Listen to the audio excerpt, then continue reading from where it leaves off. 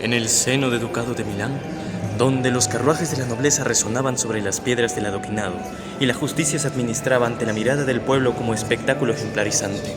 Allí nació un infante, su nombre Cesare Beccaria. Hijo del marqués Giovanni Saverio Beccaria, caballero de rígido talante y fiel servidor del orden establecido, y de doña María Visconti de Saliceto, dama de espíritu devoto y corazón misericordioso que transformaba los rezos en relatos celestiales bajo la penumbra de la alcoba. Cesare, mi primogénito, has nacido con un nombre ilustre y un destino determinado. Debes de aprender a discernir con rectitud. Que la ley sea tu espada y la razón tu escudo. Mantén siempre tu gran corazón, hijo, incluso en aquellos momentos en los que tengas que ser fuerte. Mas el primer pesar del joven Cesare comenzaría allí con la separación. A la edad de 8 años fue enviado al afamado Colegio de Nobles de Parma. Allí le aguardarían el latín, los dogmas y sobre todo la soledad. Madre, si he de orar, me has dado a suplicar, no partir. Si te vas, hijo mío, es porque así lo demanda Dios. Y porque hay entre tantos muros grises, tú vas a vivir. Que recuerda siempre tu nombre, Beccaria. Hónralo, aprende, obedece, persevera. En Parma, sus compañeros maestros le llamaban Piccolo Newton por su ingenio numérico y su afán por la luz. Mas la enseñanza era disciplina envuelta en vestidura de virtud. En medio de tales asperezas, unas cartas fueron alivio y refugio para él. Mi amado Cesare, cuando la noche descienda sobre Parma, piensa que tu madre reza bajo las mismas estrellas. No dejes que la tristeza te consuma. Camina con dignidad. Te abraza en espíritu tu madre. Madre, hoy escuché la risa de un compañero. Me recordó la tuya. Estudio sí, mas no por miedo, sino para que un día nuestro nombre represente justicia y amor. Aquellas epístolas fueron su faro en la penumbra, y aún en la Universidad de Pavía, donde cursó estudios de jurisprudencia, la voz de su madre resonaba como un eco imperecedero. Hijo querido, la justicia no siempre habita en los códigos.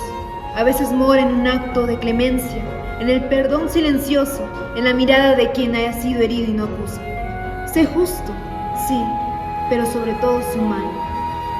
Tu madre te acompaña. Mas todo vínculo, por más noble que sea, también conoce el desgaste del tiempo.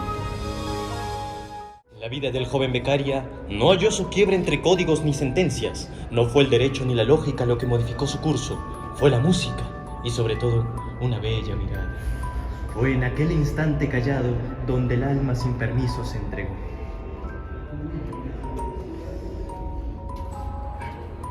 Perdonadme, bella señorita.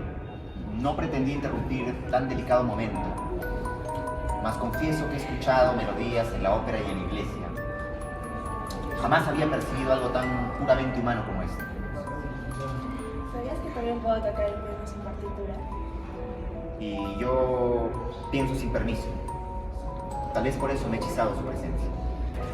El afecto fue discreto al principio, pero constante, hasta que el amor ya no pudo esconderse bajo normas ni expectativas, porque lo verdadero, tarde o temprano, iba a reclamar su nombre. Cesare, esa joven no tiene sangre, ni título, ni dote. Tú eres un Beccaria, no un trovador de feria. Fuiste criado para comportarte a la altura y no estar enamorándote de una muchacha sin linaje. Padre, llamar a Teresa es deshonra. Prefiero ser respetuoso. Has osado la autoridad de tu padre, del mismo que te dio el nombre. Quedas confinado a tus aposentos. Que de razón no le robe el corazón a mí. Pero ni el peso de los muros paternos, ni el eco autoritario del linaje lograron sofocar aquello que ya pertenecía al destino. Pocos meses después, ya sin amenazas ni artificios, el joven Beccaria desposó a quien el corazón había elegido, mucho antes de que la voluntad siquiera lo hubiera podido admitir. No pensé que el corazón podía latir para dos personas al mismo tiempo. Por vos, Teresa, que sois mi elección. Y vos, Julia, que sois el fruto de esa elección. El apellido que lleve es herencia, pero la historia la vamos a crear juntos. Y allí vamos a otro lugar inhóspito de Italia, donde las ideas comienzan a sacudir los cimientos del viejo orden. Dos figuras emergen como faros de razón y desvelo por la patria. Pietro y Alessandro Verri, hermanos en sangre y pensamiento, consagraron sus días a la reforma y al saber. Pietro, el mayor, alma severa y práctica, sueña con leyes justas y gobiernos sabios. Alessandro, más joven y apasionado, halla en las letras y en la filosofía un refugio y un alma. Hijos míos, que la edad de su nombre no significa que sean suficientes. Ustedes deben leer, pensar, razonar, discutir. La nobleza de nuestra sangre es como una misa sustancia si no hay métodos que respalden estos. Y si reunimos jóvenes como nosotros y los dejamos pensar sin temor, es una muy buena idea, hermano. Pietro creyó siempre en Cesare, lo alentó, lo desafió y puso a su disposición toda su biblioteca. Eso, y eso también.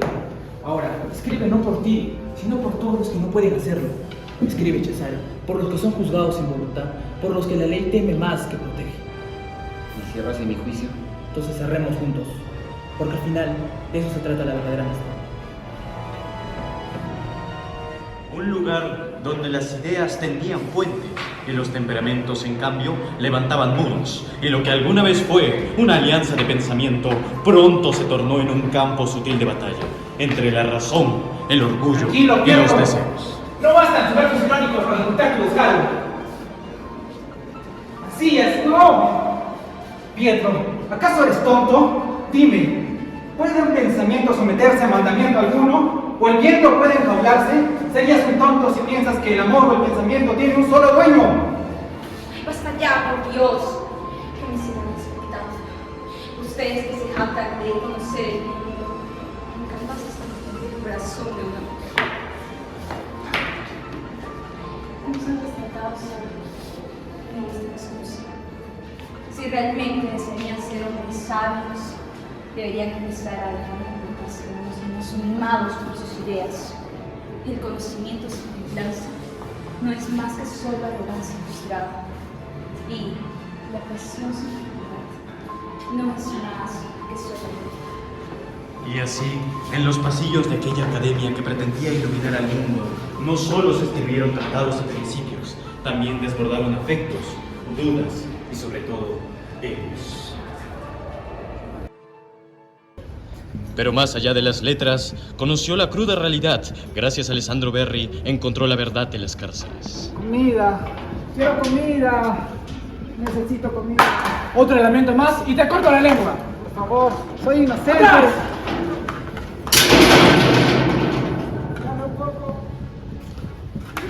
¿Es esto lo que los hombres llaman justicia? ¿Este horror, esta miseria infligida en nombre de la ley? Esto es Milán. Estos son los olvidados por el mundo. Pero tú, si así lo deseas, podrás devolverles el nombre y así su dignidad. Con Pietro, Beccaria descubrió el pensamiento, pero con Alessandro, la injusticia. El primer conflicto vino con el abate André Morillet, filósofo francés que tradujo su obra, pero cuyas ideas nunca terminaron de encajar con las del marqués Beccaria. Vuestra obra es luminosa, marqués Beccaria, pero he hecho unas modificaciones. El pueblo necesita claridad. Modificaciones decís, la claridad que sacrifica la fidelidad no es virtud, sino traición. Cada palabra que elegí fue con precisión. Pero yo las adapté con visión. Europa necesita ideas que persuadan, no solo que moleste. Prefiero incomodar con la verdad antes que consolar con la mentira. El marqués jamás aprobó esas modificaciones, y sin embargo, gracias a ellas su obra cruzó continentes, fue leída en Europa y hasta en América. Pero los conflictos más amargos nunca provienen de adversarios, sino de viejos amigos. es lo que ocurre. Se le honra su nombre como único autor, como si nuestras palabras no hubiesen estado antes en esa obra. Fue el quien lo escribió. No lo hizo en soledad. No se escribió nada de lo que hayamos conversado antes. Yo le demostré el dolor de las cárceles y tú le has demostrado libros, consejos, noches. Pero ahora, guarda silencio. Ni una palabra, ni un agradecimiento. ¿Tú sabes cuánto me duele? ¿Sabes cuánto me duele?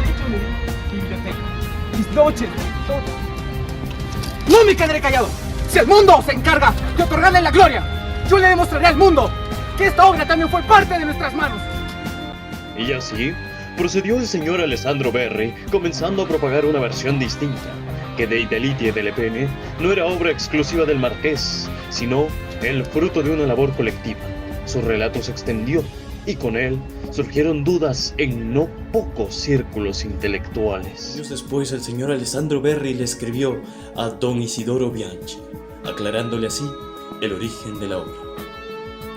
Roma, 16 de abril del año del Señor, 1803. Al muy ilustre y reverendísimo señor don Isidoro Bianchi. Yo mismo estuve tan persuadido de que Beccaria era el autor legítimo que le pedí su manuscrito. Lo vi escribirlo tarde tras tarde durante 2 meses. Lo llevé conmigo a París. Luego, al separarme de él, estando en Roma, me pidió que se lo devolviera. Así lo hice. Alessandro Berri. La carta reveló algo crucial. Beccaria reclamó su manuscrito original, preocupado por los rumores que le quitaban la autoría. Alessandro se lo había llevado y luego se lo devolvió. Testimonio valioso. ¿Pero por qué, Isidoro? ¿Por qué? Porque en tiempos de confusión la verdad debe quedar por escrito y lo que yo guardo es historia. Gracias a Isidoro Bianchi, parte de la verdad sobre la autoría de Beccaria se conservó. Su silencio fue discreto, pero su papel fundamental. Mas en 1766, aquel libro fue prohibido, quemado, silenciado. La Santa Inquisición, guardiana de la ortodoxia y del temor, repudia con furia las ideas de Beccaria. Para ellos, su obra es un desafío intolerable al orden divino y social. No solo cuestiona la pena, sino que amenaza la misma estructura de aquel poder. Esta obra no puede ser escrita por un cristiano. Esa tinta es de blasfemia. Deshonra a la iglesia.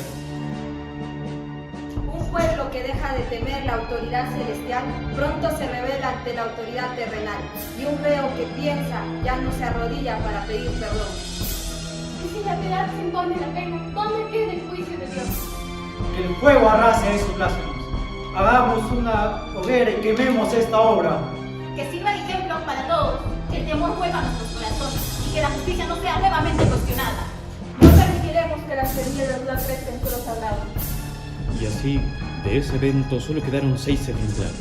Los demás ardieron. La llama del pensamiento no siempre calienta, a veces quema. El marqués Beccaria salvó solo 6 ejemplares. Los demás ardieron. Padre, no estés preocupado. Tú no escribiste para que todos te amen. Escribiste para que algunos entiendan. Tal vez eso baste. En 1774, Cesare Beccaria perdió a Teresa, el amor de su juventud, y apenas 40 días después, cuando nadie lo esperaba, volvió a abrir su corazón. Se casó con Ana Barbó y de ese nuevo amor nació su hijo, Giulio. Giulio, tú eres el puente entre lo que soy y lo que quise ser. El fruto de un amor que no pensé que me quedaba por vivir. Y yo, César, jamás imaginé amar a un hombre con tantas ideas, con tantas cicatrices. Y sin embargo, en tus ojos encuentro paz. Y en tu voz encuentro alegría. Te amo, Ana. No con la pasión del primer amor, sino con la certeza de haber encontrado y elegido con el alma despierta. Y yo a ti, César. Te amo como jamás imaginé amar. Beccaria siempre tuvo un amor profundo por su primogénita Giulia. Le escribió 27 cartas a lo largo de los años, llenas de consejos, filosofía y ternura. Pero uno de los momentos más difíciles de su vida fue dejar que ella se casara. El elegido, el hijo de su gran amigo, Giuseppe Imbonati. Padre, tus cartas fueron un escudo para mí. Tus obras como un abrazo al corazón. Yo quiero que sepas que estaré bien. Es un buen hombre. Yo estaré. Eres más sabia de lo que yo jamás seré, Giulio. Hoy me dejas, pero llevas en ti todo lo que yo quise dejarle al mundo. Cesare, Mi hijo lo cuidará como si fuera la paz misma. Ellos se aman, se respetan, se escuchan. Es suficiente para que sean una familia feliz. Entonces no es miedo, solo nostalgia.